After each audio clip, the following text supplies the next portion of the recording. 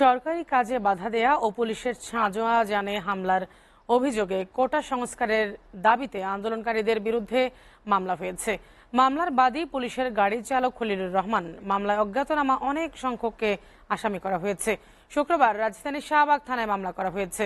মামলার এজাহারে উল্লেখ করা হয়, কোটা বৈষম্য বিরোধী ছাত্র আন্দোলনের কর্মসূচি উপলক্ষে বৃহস্পতিবার এপিসি ওয়াটার ক্যানন নিয়ে খলিলুর রহমান পুলিশের ঊর্ধ্বতন কর্মকর্তাদের সাথে শাহবাগ মোড়ে অবস্থান করছিলেন। আন্দোলনকারীরা ঢাকা বিশ্ববিদ্যালয়ের কেন্দ্রীয় লাইব্রেরির সামনে জড়ো হয়ে স্লোগান দিতে দিতে শাহবাগ মোড়ের দিকে অগ্রসর হতে থাকে। এক পর্যায়ে আন্দোলনকারীরা সরকারি দায়িত্ব পালনে বাধা সৃষ্টি করে পুলিশের ব্যারিকেড ভেঙে ধাক্কাধাক্কি করে।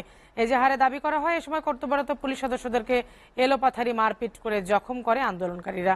বিএসএমএমইউ এর পাশে নিরাপদ স্থানে রাখা এপিসি ও ওয়াটার ক্যাননের ওপর অনেক সংখ্যক আন্দোলনকারী উঠে উল্লাস করে বলে উল্লেখ করা হয়েছে।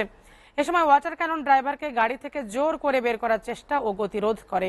ফলে এপিসির সামনের দুইটি এসএস স্ট্যান্ড, বনেটের উপরে বাম পাশে রেডিও অ্যান্টিনা এবং ডান পাশের পেছনের চাকার মার্ট গার্ড এবং ওয়াটার ক্যাননের বাম পাশের লুকিং গ্লাস ভেঙে আনুমানিক 5 লাখ টাকার ক্ষতি হয়েছে।